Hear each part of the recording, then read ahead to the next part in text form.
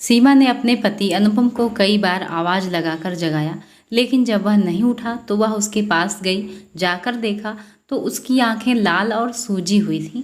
वह 15 दिनों से बिल्कुल भी सो नहीं पा रहा था। उसकी मानसिक स्थिति भी बिगड़ने लगी थी। वह कुछ कुछ देर बाद ये ही बात दोहराता, मैंने अपनी माँ के साथ ऐसा क्यों किया, मैंने अपनी माँ के साथ ऐसा क्यों किया। चलिए दोस्तों, जानते हैं ऐसा क्या हुआ था। दिनेश जी और शीला जी का एक छोटा सा परिवार था जो कि दिल्ली में ही रहते थे।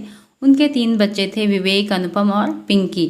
बड़ा बेटा विवेक फैशन डिज़ाइनर था और अपनी पत्नी के साथ मुंबई में ही शिफ्ट हो गया था।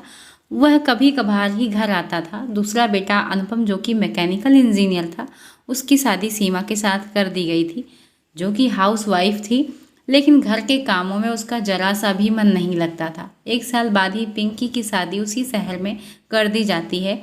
दिनेश जी और शीला जी कभी कभी बड़े बेटे के पास मुंबई रहने के लिए चले जाते और कुछ दिन रहकर लौट आते थे। एक दिन दिनेश जी को दिल का दौरा पड़ा और वह स्वर्ग सिधार गए। पति की मौत के बाद शीला जी अक्सर बीमार रहने लगी। ससुर की मौत के बाद सीमा के व्यवहार में काफ़ी बदलाव आने लगा।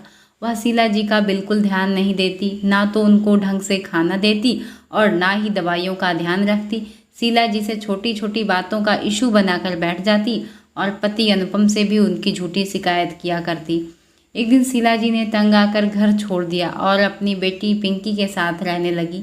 शीला जी को घर छोड़े 3 महीने हो गए थे, लेकिन ना तो अनुपम ने उनका हाल चाल पूछा और ना ही वह उनसे मिलने गया। दिवाली वाले दिन जब शीला जी से ना रहा गया तो वह अनुपम से मिलने घर चली गई। वहाँ उन्होंने उससे बात करना चाहा, लेकिन अनुपम ने उनसे बिल्कुल भी बात नहीं किया और ना ही उनका हाल चाल पूछा। फिर भी शीला जी माँ जो ठहरी, ममता नहीं छोड़ पाई। आते समय उन्होंने कुछ पैसे दिए कि बेटा ले लो। उसने पैसे लेने से मना कर दिया और वहाँ से उठकर चला गया। कुछ देर अकेली बैठी रहीं, उसके बाद वह पिंकी के साथ घर लौट आईं। उसी दिन से उनकी तबीयत कुछ ज़्यादा ही खराब रहने लगी और दीपावली के 7वें दिन उन्होंने दम तोड़ दिया।